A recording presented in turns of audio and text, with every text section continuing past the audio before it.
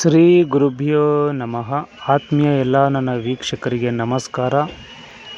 ಜ್ಯೋತಿಷ್ಯದಲ್ಲಿ ಅತ್ಯಂತ ಪ್ರಮುಖವಾದ ಒಂದು ವಿಷಯದ ಬಗ್ಗೆ ಈ ದಿನ ನಾವು ಮಾತಾಡೋಣ.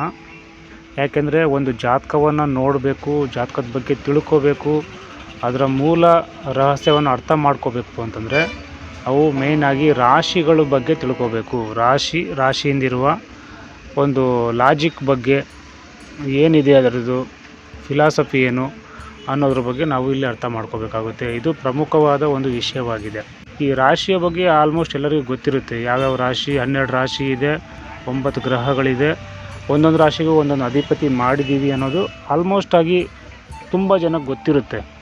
ಆದರೆ ಆ ರಾಶಿ ಹಿಂದೆ ಇರುವಂತಹ ಒಂದು ಮೂಲ ತತ್ವಗಳ ಬಗ್ಗೆ ಅರ್ಥ ಆಗಿರಲ್ಲ ತುಂಬ ಜನಕ್ಕೆ. ಸುಮ್ಮನೆ ಒಂದು ರಾಶಿಗಳ ಬಗ್ಗೆ ಸುಮ್ಮನೆ ನೋಡ್ಕೊಂಡು ಹೋಗ್ತಾ ಇರ್ತಾರೆ.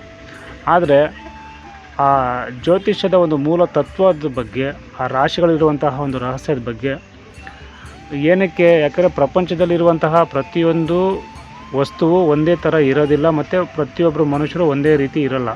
ಒಬ್ಬೊಬ್ಬರ ಸ್ವಭಾವ ಬೇರೆ ಬೇರೆ ರೀತಿ ಇರುತ್ತೆ, ಒಬ್ಬೊಬ್ಬರು ಕ್ಯಾರೆಕ್ಟರ್ ಬೇರೆ ರೀತಿ ಇರುತ್ತೆ. ಅದನ್ನು ಇಲ್ಲಿ 3 ಭಾಗವಾಗಿ ವಿಂಗಡಣೆ ಮಾಡಿದ್ದಾರೆ ನಮ್ಮ ಜ್ಯೋತಿಷ್ಯದಲ್ಲಿ. ಅದೇ ಚರರಾಶಿ, ಸ್ಥಿರ ರಾಶಿ, ದ್ವಿಸ್ವಭಾವ ರಾಶಿ ಅಂತ.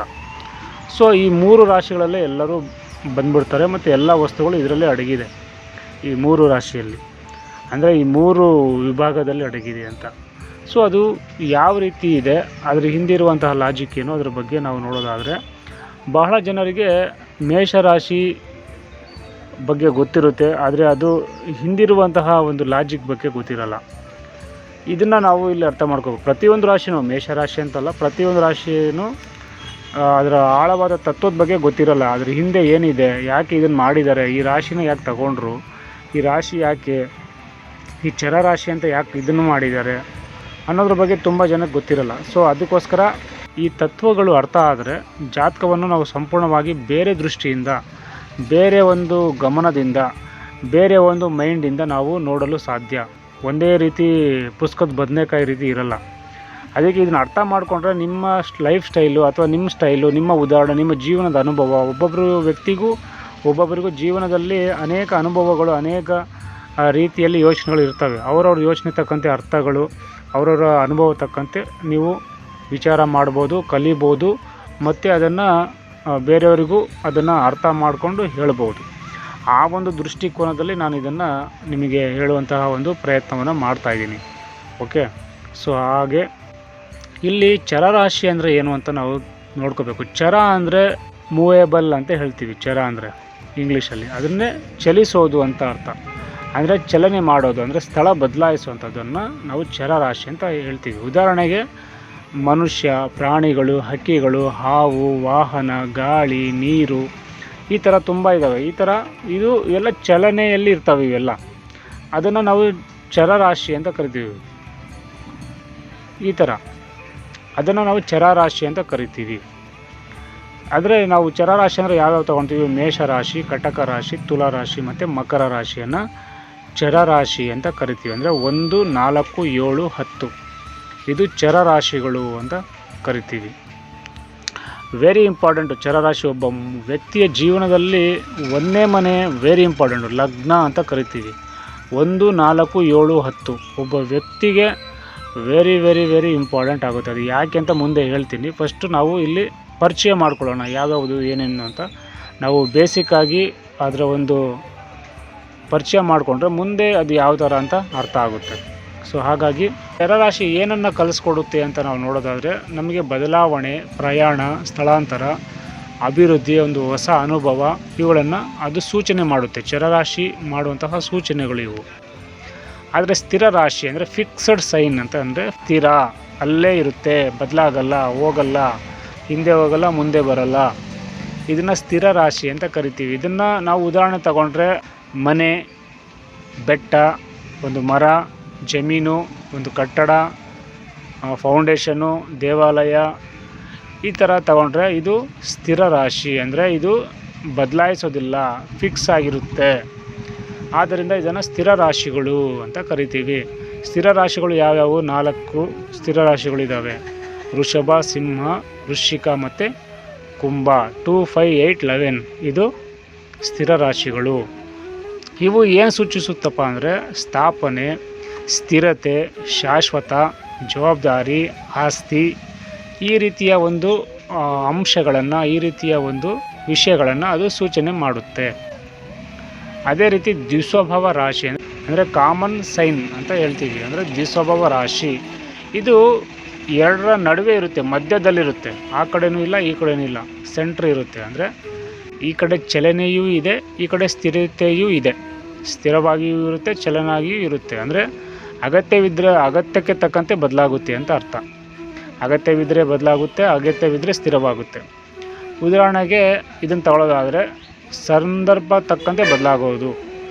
ಯೋಜನೆ ಮಾಡುವಂಥವರು ಬುದ್ಧಿವಂತರು, ಲಾಜಿಕ್ಕಾಗಿ ಯೋಚನೆ ಮಾಡುವಂಥವ್ರು, ತುಂಬ ಬುದ್ಧಿವಂತರು ಅಂತ ಈ ಥರ ಉದಾಹರಣೆ ತಗೋಬೋದು. ಇದು ಮಿಥುನ ರಾಶಿ, ಕನ್ಯಾ ರಾಶಿ, ಧನುಸು ರಾಶಿ ಮತ್ತು ಮೀನ ರಾಶಿಗಳು. 3, 6, 9, 12 ಈ ರಾಶಿಗಳು ನಿಮಗೆ ದ್ವಿಸ್ವಭಾವ ರಾಶಿಗಳು ಆಗಿರುತ್ತೆ. ಸೊ ಇದನ್ನು ನಾವು ಫಸ್ಟ್ ಅರ್ಥ ಮಾಡ್ಕೊಂಡು ಬೇಸಿಕ್ಕಾಗಿ ತಗೊಂಡಿದ್ದೀವಿ.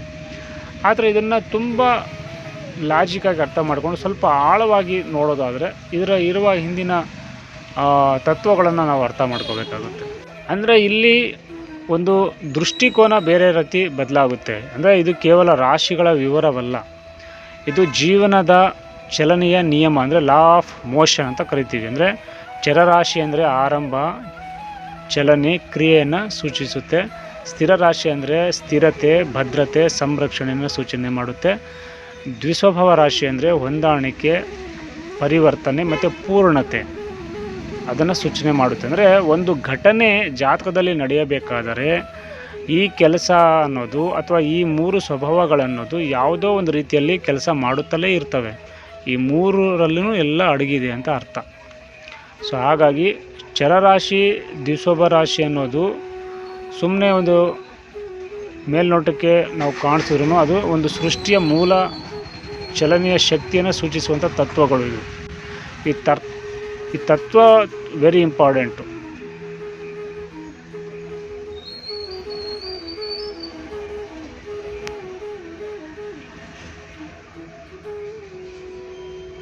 ಅಂದರೆ ಈ ರಾಶಿಗಳನ್ನು ದೇವರು ಯಾಕೆ 3 ವಿಭಾಗಗಳಾಗಿ ವಿಂಗಡಿಸಿದ್ದಾರೆ? ಇದು ಕೇವಲ ಸುಮ್ಮನೆ ಹೆಸರಿಗಾಗಿ ಇದೆಯಾ? ಸುಮ್ಮನೆ ಮೇಲ್ನೋಟಕ್ಕೆ ಆ ರಾಶಿ ಈ ರಾಶಿ ಅಂತ ಇದೆಯಾ? ಅಥವಾ ಇದ್ರ ಹಿಂದೆ ಏನಾದರೂ ಸೃಷ್ಟಿಯ ಅಥವಾ ಪ್ರಕೃತಿಯ ರಹಸ್ಯ ಅಡಗಿದೆಯಾ ಅನ್ನೋ ಪ್ರಶ್ನೆ ಹುಟ್ಟುತ್ತೆ. ಸೊ ಅದಕ್ಕೋಸ್ಕರ ಇಲ್ಲಿ ತುಂಬ ವೆರಿ ಇಂಪಾರ್ಟೆಂಟು.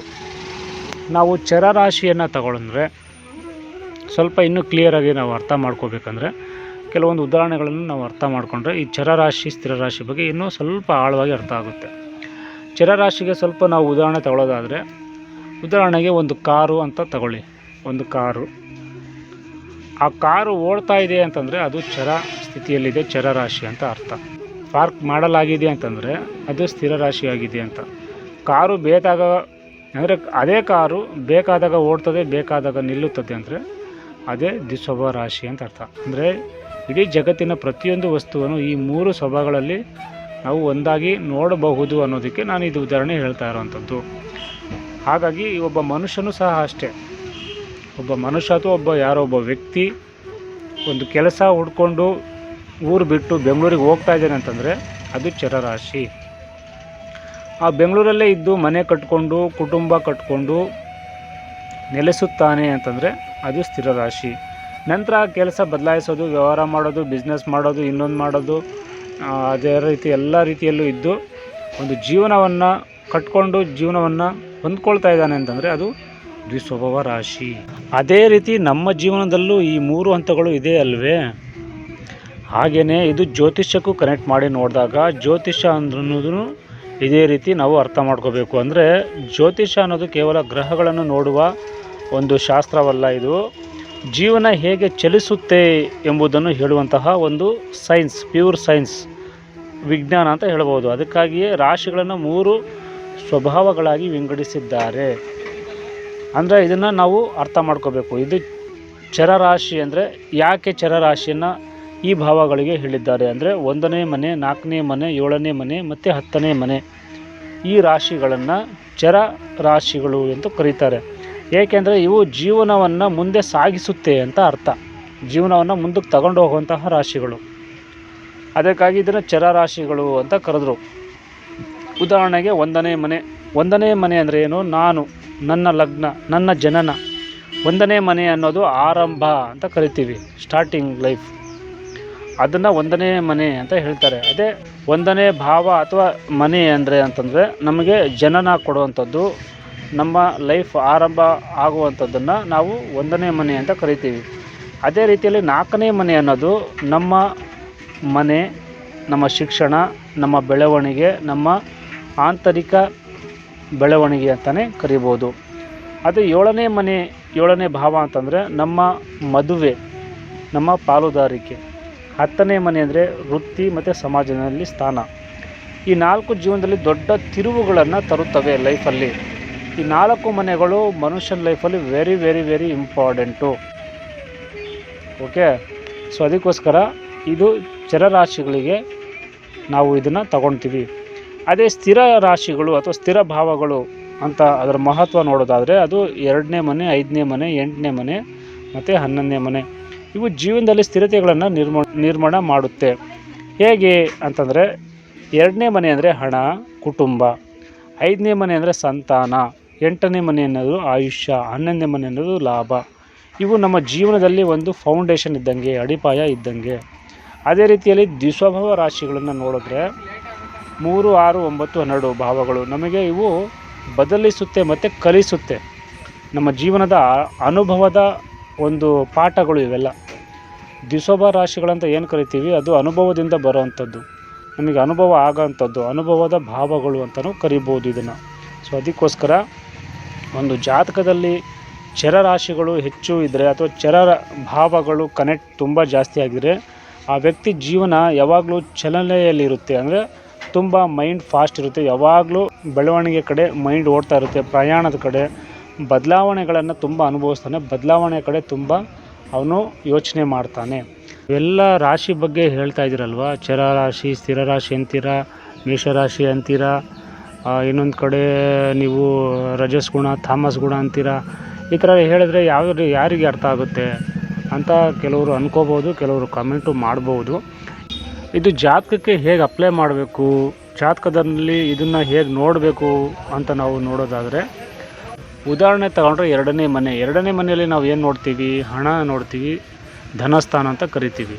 ಸೊ ಹಾಗಾಗಿ 2ನೇ ಮನೆ ಧನಸ್ಥಾನ ಆಗಿರೋದ್ರಿಂದ ಇದೇನಾದರೂ ಸ್ಥಿರ ರಾಶಿಯಲ್ಲಿದ್ದರೆ, 2ನೇ ಮನೆ ಅಧಿಪತಿ ಅಥವಾ 2ನೇ ಮನೆ ಸ್ಥಿರ ರಾಶಿಯಲ್ಲಿದ್ದರೆ ಸಾಮಾನ್ಯವಾಗಿ ಹಣವನ್ನು ಉಳಿಸುವಂತಹ ಗುಣಗಳು ಹೆಚ್ಚಾಗಿರ್ತವೆ ಅವರಿಗೆ ಅಂತ ಹೇಳ್ತೀವಿ. ಅಂದರೆ ಅನಗತ್ಯ ಖರ್ಚುಗಳು ಕಡಿಮೆ ಮಾಡ್ತಾರೆ. ಒಮ್ಮೆ ಮಾಡಿಕೊಂಡಂತಹ ಆಸ್ತಿ, ಹಣ ಅದನ್ನು ಉಳಿಸಿಕೊಳ್ಳುವಂತಹ ಮನೋಭಾವ ಹೆಚ್ಚಿರುತ್ತೆ. ಉಳಿತಾಯ ಖಾತೆ, ಉಳಿತಾಯ ಅನ್ನೋದು ಬ್ಯಾಂಕಲ್ಲಿ ಬ್ಯಾಲೆನ್ಸು ತುಂಬ ಚೆನ್ನಾಗಿ ಸೇವಿಂಗ್ಸ್ ಮಾಡಿರ್ತಾರೆ. ಅದೇ ಚರರಾಶಿಯಲ್ಲಿ ಇದ್ದರೆ 2ನೇ ಮನೆ ಅಧಿಪತಿ ಅಥವಾ second cuspal sub lord, very important ಇದು.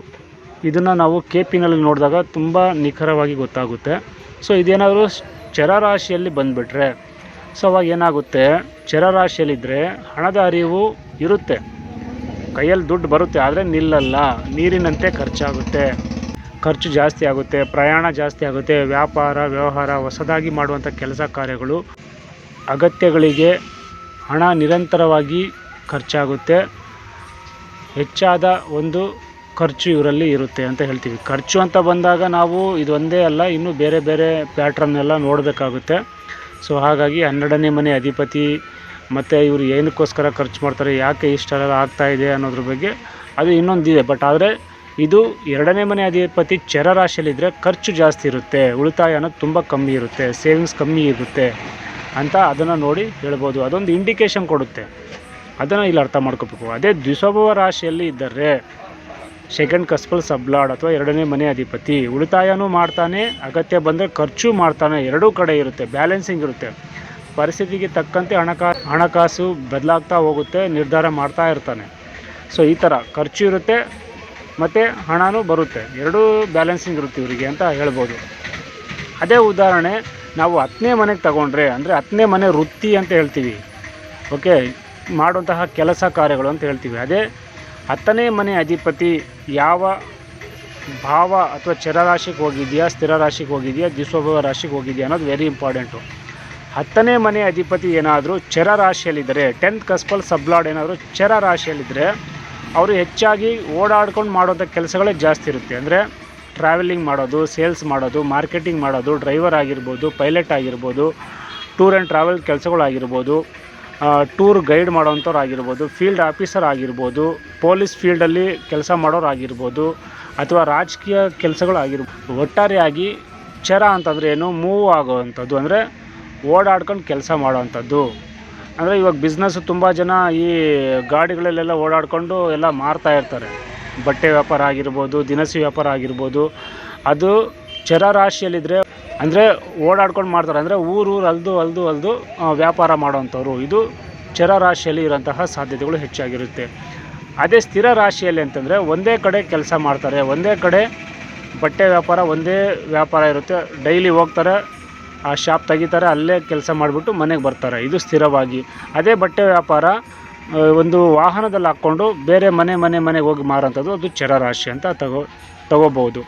ಸ್ಥಿರ ರಾಶಿಯ ಕೆಲಸಗಳು ಯಾವ್ಯಾವಪ್ಪ ಅಂತಂದರೆ ಬ್ಯಾಂಕ್ ಕೆಲಸ ಆಗಿರ್ಬೋದು, ಅಥವಾ ಬೇರೆ ಯಾವುದೇ ಉದ್ಯೋಗ ಆಗಿರ್ಬೋದು, ಅದು ಕೂತ್ಕೊಂಡು ಕೆಲಸ ಮಾಡೋವಂಥದ್ದು. ಅಂದರೆ ಕಂಪ್ಯೂಟರ್ ಆಪ್ರೇಟ್ರು, ಸರ್ಕಾರಿ ಕಚೇರಿಗಳಲ್ಲಿ ಕೆಲಸ, ಅಥವಾ ಒಂದು ಟೀಚಿಂಗ್ ಕೆಲಸ, ಅಂದರೆ ಶಿಕ್ಷಕ ಅಂತ ಹೇಳ್ತೀವಿ, ಅದು ಸ್ಥಿರ ರಾಶಿಗೆ ಬರುತ್ತೆ. ಮತ್ತು ಯಾವುದಾದ್ರೂ ಲೆಕ್ಕಾಧಿಕಾರಿಗಳು ಅಂತ ಹೇಳ್ತೀವಿ, ಲೆಕ್ಕಾಧಿಕಾರಿಗಳು ಆಗಿರ್ಬೋದು. ಅಂದರೆ ಈ ಒಂದೇ ಸ್ಥಳದಲ್ಲಿ ಮಾಡುವಂಥ ಕೆಲಸಗಳು ಇದು ಸ್ಥಿರ ರಾಶಿ ಅಂತ ಕರಿತೀವಿ. ಅದೇ ದ್ವಿಸ್ವಭಾವ ರಾಶಿಗಳು ಏನಪ್ಪ ಅಂದರೆ ಕನ್ಸಲ್ಟೇಷನ್ ಮಾಡುವಂಥದ್ದು, ಮತ್ತು ಈ ಲಾಯರ್ ಕೆಲಸಗಳು, ಏನಾದರೂ ತರಬೇತುದಾರರಾಗಿರ್ಬೋದು, ಫೈನಾನ್ಸ್ ಅಡ್ವೈಸರ್ ಆಗಿರ್ಬೋದು, ಅಥವಾ ಅಸ್ಟ್ರಾಲಜರ್ ಆಗಿರ್ಬೋದು. ಅಸ್ಟ್ರಾಲಜರ್ ಅನ್ನೋದು ದ್ವಿಸ್ವಭಾವ ರಾಶಿಗೆ ಬರುತ್ತೆ. ಸೊ 4ನೇ ಮನೆ ಬಂದು ಚರ ರಾಶಿಯಲ್ಲಿ ಏನಾದರೂ ಬಿತ್ತು 4ನೇ ಮನೆ ಅಂತಂತಂದರೆ, ಅದು ಒಂದು ಊರಿನಿಂದ ಮತ್ತೊಂದು ಊರಿಗೆ ಹೋಗುವಂತಹ ಸಾಧ್ಯತೆಗಳು ಹೆಚ್ಚಾಗಿರುತ್ತೆ. ಅಂದರೆ ಇಲ್ಲಿ ಹುಟ್ಟುತ್ತಾರೆ, ಬಟ್ ಆದರೆ ಅವರು ಒಂದೇ ಕಡೆ ಇರಲ್ಲ, ಮನೆ ಬದಲಾಯಿಸ್ತಾ ಇರ್ತಾರೆ. ಇವಾಗ ಬಾಡಿಗೆ ಮನೆಯೂ ಆಗಿರ್ಬೋದು, ಮನೆ ಬದಲಾಯಿಸ್ತಾನೇ ಇರ್ತಾರೆ. ಸೊ ಆ ರೀತಿ 4ನೇ ಮನೆ ಅಧಿಪತಿ ಏನಾದರೂ ಚರ ರಾಶಿಯಲ್ಲಿದ್ದರೆ ಯಾವಾಗಲೂ ಮನೆ ಬದಲಾವಣೆ ಮಾಡ್ತಾ ಇರ್ತಾರೆ. ಅದೇ ಸ್ಥಿರ ರಾಶಿಯಲ್ಲಿದ್ದರೆ ಒಂದೇ ಮನೆಯಲ್ಲಿ ದೀರ್ಘಕಾಲವರೆಗೂ ವಾಸ ಮಾಡ್ತಾರೆ. ಒಂದೇ ಮನೆಯಲ್ಲಿ ಬಾಡಿಗೆ ಮನೆಯೇ ಆಗಿರ್ಬೋದು, ಆದರೆ ತುಂಬ ಜಾಸ್ತಿ ಟೈಮ್ ತಗೊಳ್ತಾರೆ, ತುಂಬ ದೀರ್ಘ ಅವಧಿಯಲ್ಲಿ ಇರ್ತಾರೆ ಅಂತ ಹೇಳ್ಬೋದು. ಅದೇ ದ್ವಿಸ್ವಭಾವ ಇದ್ದರೆ ಅಗತ್ಯಕ್ಕೆ ತಕ್ಕಂತೆ ಮನೆ ಬದಲಾಯಿಸ್ಬೋದು, ಅಥವಾ ಎರಡೂ ಮನೆಗಳ ನಡುವೆ ಒಂದು ಜೀವನ ಮಾಡುವಂತಹ ಸಾಧ್ಯತೆಯೂ ಕೂಡ ಇರುತ್ತೆ. ಅದೇ ರೀತಿ ನಾವು 7ನೇ ಮನೆಗೆ ಇದನ್ನು ನಾವು ಅಪ್ಲೈ ಮಾಡಿದಾಗ, 7ನೇ ಮನೆ ಅಧಿಪತಿ 7th ಕಸ್ಪಲ್ ಸಬ್ಲಾರ್ಡ್ ಏನಾದರೂ ಚರ ರಾಶಿಯಲ್ಲಿ ಇದ್ದರೆ ವಿವಾಹದ ನಂತರ ಸ್ಥಳಾಂತರ ಮಾಡ್ತಾರೆ. ಮದುವೆ ಆದಮೇಲೆ ಅವರು ಅಲ್ಲಿರಲ್ಲ, ಬೇರೆ ಕಡೆ ಹೋಗ್ತಾರೆ, ಬೇರೆ ಕಡೆ ಅವರು ಬದಲಾವಣೆ ಅನ್ನೋದು ಆಗುತ್ತೆ ಅಂತ ಹೇಳ್ಬೋದು. ಅದೇ ಸ್ಥಿರ ರಾಶಿಯಲ್ಲಿದ್ದರೆ ಸ್ಥಿರವಾದ ದಾಂಪತ್ಯ ಅಂತಲೂ ಹೇಳ್ಬೋದು, ಕುಟುಂಬದ ನೆಲೆ ಅಥವಾ ಏನೋ ಒಂದು ಸ್ಥಿರವಾಗಿ ಅಲ್ಲಿ ಇರುವಂತಹ ಸಾಧ್ಯತೆ ಇರುತ್ತೆ. ಹಂಗಾಗಿ 7ನೇ ಮನೆ ಅಧಿಪತಿ ಸ್ಥಿರ ರಾಶಿಯಲ್ಲಿದ್ರೇ ಉತ್ತಮ. ಚರ ರಾಶಿಯಲ್ಲಿದ್ದರೆ ಸ್ವಲ್ಪ ಆ ಕಡೆ ಈ ಕಡೆ ಸ್ವಲ್ಪ ಸಮಸ್ಯೆಗಳು ಆಗ್ಬೋದು. ಬಟ್ ಇದು ಒಂದೇ ಕ್ಯಾಲ್ಕುಲೇಷನ್ ಅಲ್ಲ, ಇನ್ನೂ ಬೇರೆ ಬೇರೆ ಇದ್ದಾವೆ. ನಾವು ಏನೇನು ನೋಡಬೇಕು ಅನ್ನೋದನ್ನು ಹೇಳ್ತೀನಿ ಕೊನೆಯದಾಗಿ ನಾನು. ಅದೇ 7th ಕಸ್ಪಲ್ ಸಬ್ಲಾರ್ಡ್ ಅಥವಾ 7ನೇ ಮನೆ ಅಧಿಪತಿ ದ್ವಿಸ್ವಭಾವ ರಾಶಿಯಲ್ಲಿದ್ದರೆ ಸಂಗಾತಿಯೊಂದಿಗೆ ಹೊಂದಾಣಿಕೆ, ಪರಿಸ್ಥಿತಿಗೆ ತಕ್ಕಂತೆ ಅನುಗುಣವಾಗಿ ಜೀವನವನ್ನು ಮಾಡ್ತಾರೆ. ಅಂದರೆ ಇವರು ಎರಡೂ ಕಡೆ ಇರ್ತಾರೆ, ಅಡ್ಜಸ್ಟ್ಮೆಂಟ್ ಅನ್ನೋದು ಜಾಸ್ತಿ ಇರುತ್ತೆ ಒಂದು. ಆದರೆ ಇಲ್ಲಿ ಪ್ರಾಬ್ಲಮ್ ಏನಪ್ಪ ಅಂತಂದರೆ, ದ್ವಿಸ್ವಭಾವ ರಾಶಿ ಅನ್ನೋದು ಡ್ವೆಲ್ ಸೈನ್ ಅಂತ ಹೇಳ್ತೀವಿ, ಅಲ್ಲಿ ಬುಧನ ಸ್ವಭಾವ ಬರುತ್ತೆ. ಅಂದರೆ ಎರಡು ರೀತಿ ಯೋಚನೆ ಮಾಡ್ತಾರೆ. ಇದು ಏನಾದರೂ ಗ್ರಹ ವೀಕ್ ಆಗಿರ್ಬೋದು, ಅಥವಾ 7th ಕಸ್ಪಲ್ ಸಬ್ಲಾರ್ಡ್ ಬುಧನೇ ಆಗಿ ಬಂದು ದ್ವಿಸ್ವಭಾವ ರಾಶಿಯಲ್ಲಿ ಹೋದಾಗ ಸೆಕೆಂಡ್ ಮ್ಯಾರೇಜ್ ಯೋಗ ಸಾಧ್ಯತೆಗಳು ಇದ್ದಾವೆ. ಅದಕ್ಕೆ ಇನ್ನೊಂದು ಬೇರೆ ಎಲ್ಲ ರೂಲ್ಸ್ಗಳು ಇದ್ದಾವೆ, ಅದನ್ನು ನೋಡಬೇಕು ಅಂತಂದರೆ. ಬಟ್ ಆದರೆ ಇದು ಜಾಸ್ತಿ ಇರುತ್ತೆ. 7ನೇ ಮನೆ ಕಸ್ಪಲ್ ಸಬ್ಲಾರ್ಡು 7ನೇ ಮನೆಯಲ್ಲಿ ಬುಧ ಇರೋದು, ಈ ಥರ ಇದ್ದಾಗ ಸೆಕೆಂಡ್ ಮ್ಯಾರೇಜ್ ಆಗುವಂತಹ ಸಾಧ್ಯತೆ ಇರುತ್ತೆ. ಸೊ ಅದಕ್ಕೋಸ್ಕರ ಇದು ವೆರಿ ಇಂಪಾರ್ಟೆಂಟು. ಇಲ್ಲಿ ಏನಪ್ಪ ಅಂದರೆ ಕೇವಲ ನಾವು ರಾಶಿ ನೋಡಿ ಫಲ ಹೇಳೋದಲ್ಲ, ಇದು ಒಂದು ಮೂಲ ಅಂತ ಹೇಳ್ತಾ ಇದ್ದೀನಿ. ಇದೊಂದು ಮೂಲ ಸ್ವಭಾವವನ್ನು ಸೂಚನೆ ಮಾಡುವಂತಹ ಒಂದು ಸೈನ್ ಅಂತ ಹೇಳ್ಬೋದು. ನಮಗೆ ಮೂಲ ಎಲ್ಲಿದೆಯಪ್ಪ ಅಂತಂದರೆ ಇಲ್ಲೇ ಇರೋದು. ಹಾಗಾಗಿ ಅದು ಸೂಚನೆ ಕೊಡುತ್ತೆ. ಇಲ್ಲಿ ಮೇಯ್ನಾಗಿ ನಾವು ನೋಡಬೇಕಾಗಿರೋದು ಗ್ರಹ ಬಲ ಎಷ್ಟಿದೆ, ದೃಷ್ಟಿ ಇದೆಯಾ, ಯುತಿ ಇದೆಯಾ, ನವಾಂಶದ ಹೇಗಿದೆ, ಮತ್ತು ದಶ, ಇವೆಲ್ಲವನ್ನು ಸೇರಿಸಿ ಅಂತಿಮ ಫಲಿತಾಂಶವನ್ನು ಹೇಳಬೇಕು. ಇದು ವೆರಿ ವೆರಿ ಇಂಪಾರ್ಟೆಂಟು. ನಿಮ್ಮ ಜಾತಕ ವಿಶ್ಲೇಷಣೆ ಈ ರೀತಿ ಆಗಬೇಕು. ವಿಶ್ವಾಸಕ್ಕೆ ಅರ್ಹತೆ ಕೊಡುವಂತಹ ಒಂದು ರೂಲ್ ಅಂತಲೇ ಹೇಳ್ಬೋದು. ಅದಕ್ಕೋಸ್ಕರ ವೆರಿ ಇಂಪಾರ್ಟೆಂಟು. ಚರ ಸ್ಥಿರ ದ್ವಿಸ್ವಭಾವ ರಾಶಿಗಳು ಕೇವಲ ರಾಶಿಗಳ ಹೆಸರುಗಳಲ್ಲ, ಅವು ಒಂದು ಶಕ್ತಿಯ ಸ್ವಭಾವವನ್ನು ಹೊಂದಿರುತ್ತೆ. ಒಂದು ಗ್ರಹ ಯಾವ ರಾಶಿಯಲ್ಲಿ ಕುಳಿತಿದೆಯೋ ಆ ಗ್ರಹ ತನ್ನ ಫಲವನ್ನು ಅದೇ ಸ್ವಭಾವದ ಮೂಲಕ ವ್ಯಕ್ತಪಡಿಸುತ್ತದೆ. ಆದ್ದರಿಂದ ಪ್ರತಿಯೊಂದು ಭಾವದ ಫಲವನ್ನು ಅರ್ಥ ಮಾಡಿಕೊಳ್ಳಲು ಮೊದಲು ಅದರ ರಾಶಿಯ ಸ್ವಭಾವವನ್ನು ತಿಳಿಯಬೇಕು. ಇದು ನಾವು ಇಲ್ಲಿ ಅರ್ಥ ಮಾಡ್ಕೊಬೇಕಾಗಿರೋಂತಹ ವಿಷಯ. ಹಾರೋಸ್ಕೋಪ್ ಅನಲೈಸ್ ಮಾಡುವಾಗ ಅಥವಾ ಜಾತಕದ ಆಳದ ಬಗ್ಗೆ ನಾವು ಇನ್ನೂ ಚೆನ್ನಾಗಿ ಅರ್ಥ ಮಾಡ್ಕೋಬೋದು ಅಂತ ಹೇಳ್ತಾ ಇವತ್ತಿನ ಈ ಕಾರ್ಯಕ್ರಮನ ಮುಗಿಸ್ತಾ ಇದ್ದೀನಿ. ಎಲ್ಲರಿಗೂ ಒಳ್ಳೆಯದಾಗಲಿ. ನಮಸ್ಕಾರ.